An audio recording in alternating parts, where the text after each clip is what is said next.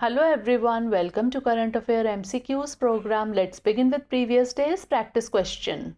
Question was, what is the primary objective of an inverse exchange traded fund, that is ETF, sometimes seen in the news? To provide exposure to a diversified portfolio of stocks from different rival sectors, to amplify the returns of an underlying index by borrowing to invest more aggressively, to generate returns that move in the opposite direction to the performance of an underlying index or asset, or to invest in commodities such as gold or silver through futures contracts. The correct answer is option C, to generate returns that move in the opposite direction to the performance of an underlying index or asset.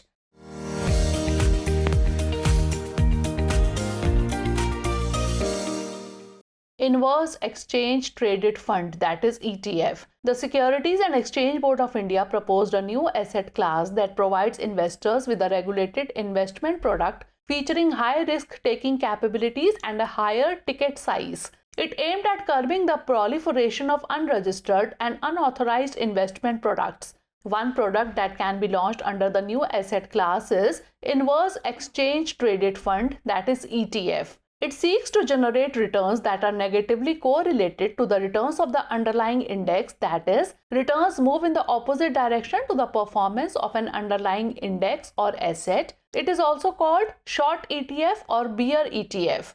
Hence, option C is the correct answer.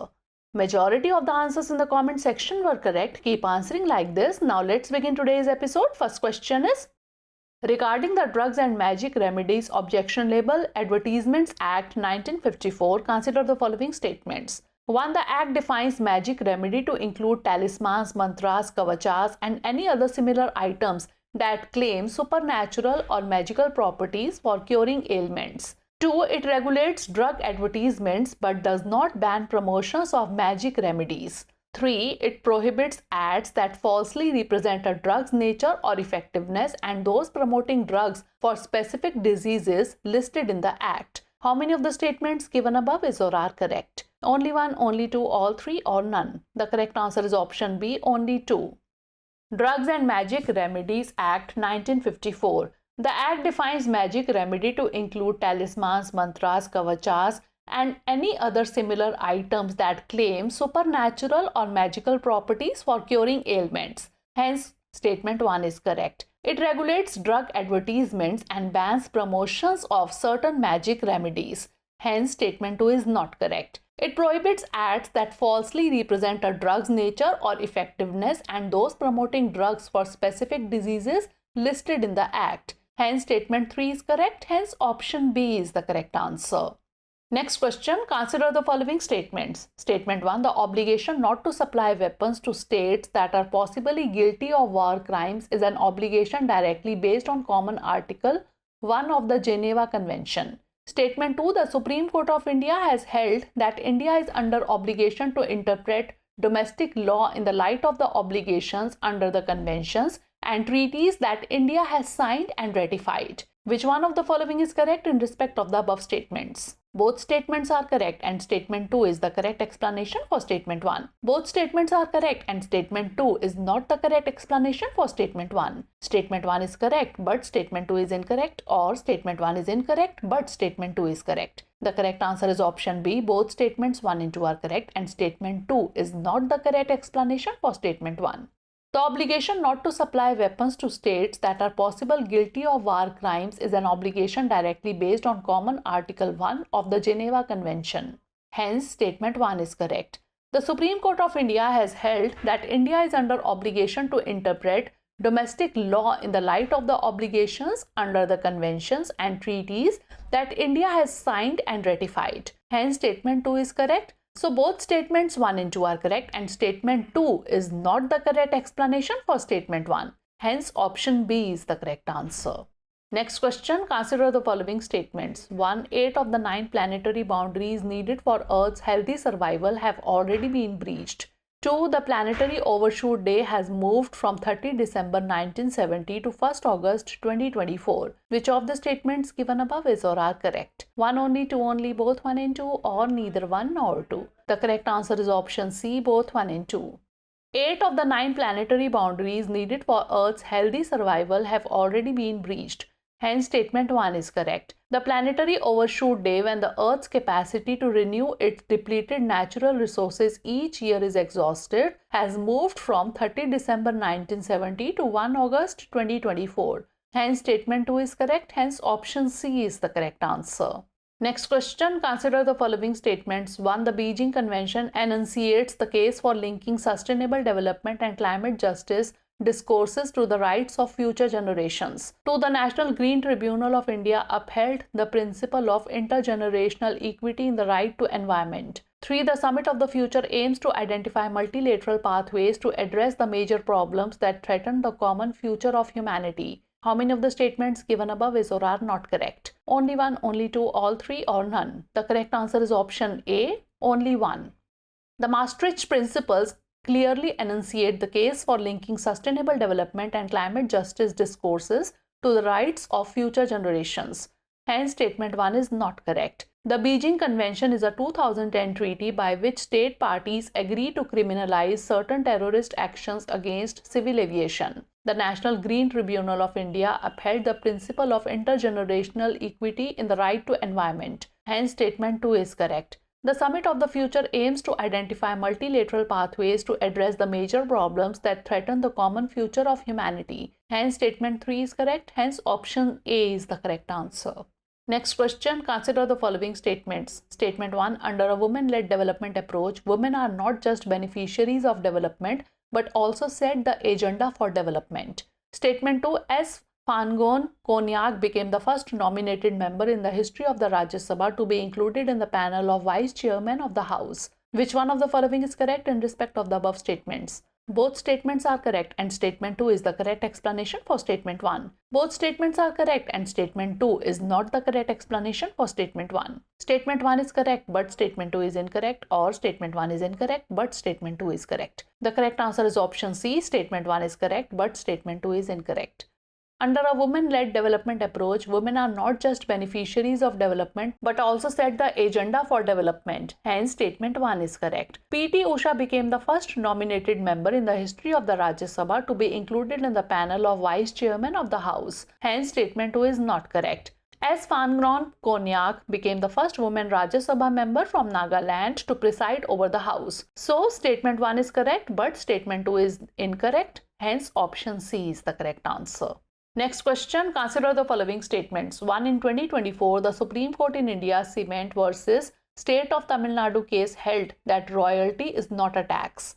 2. The power to impose taxes on mineral rights resides solely with the states, while Parliament may only impose limitations to prevent hindrances to mineral development. Which of the statements given above is or are correct? 1 only, 2 only, both 1 and 2, or neither 1 nor 2?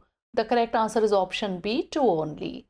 In 2024, the Supreme Court in Mineral Area Development Authority versus Steel Authority of India held that royalty is not a tax. Hence, statement 1 is not correct. The power to impose taxes on mineral rights resides solely with the states, while Parliament may only impose limitations to prevent hindrances to mineral development. Hence, statement 2 is correct. Hence, option B is the correct answer. Next question, consider the following statements. 1. The Vehicle Scrappage Policy 2021 specifically targets over 15-year-old commercial and over 20-year-old private vehicles, requiring them to undergo mandatory fitness test. 2. Under the Supreme Court's order, petrol vehicles older than 15 years and diesel vehicles over 10 years are not allowed to ply on NCR roads. Which of the statements given above is or are not correct? 1 only, 2 only, both 1 and 2, or neither 1 nor 2? The correct answer is option D, neither 1 nor 2.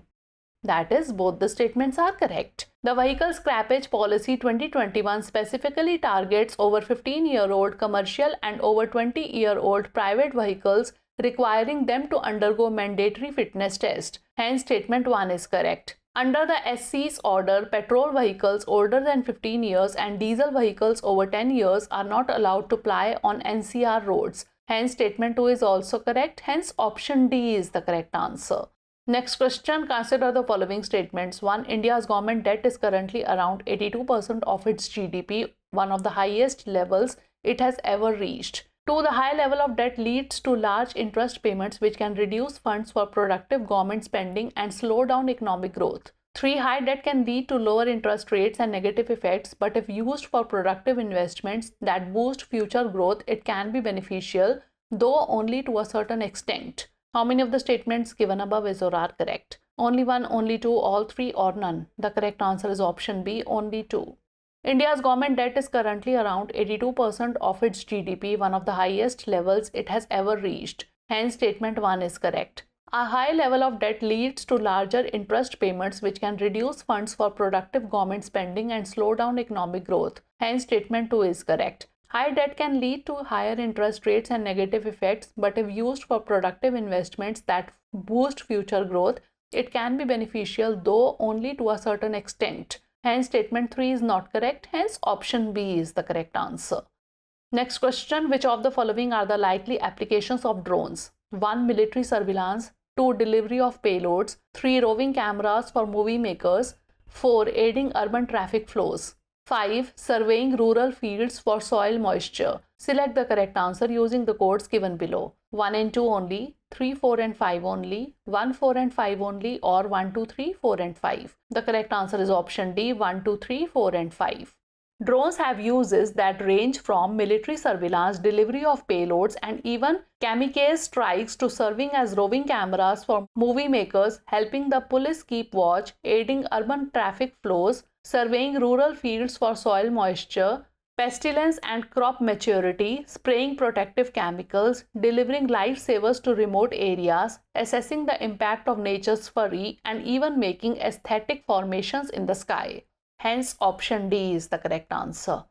Last question, consider the following statements. 1. Demographics is a major factor in propelling India's rise given that the median age is around 28 years and 63% of the population is of working age. 2. The economic survey for 2023-24 states that technological advancements have led to a declining capital to output ratio and an increasing capital to labor ratio.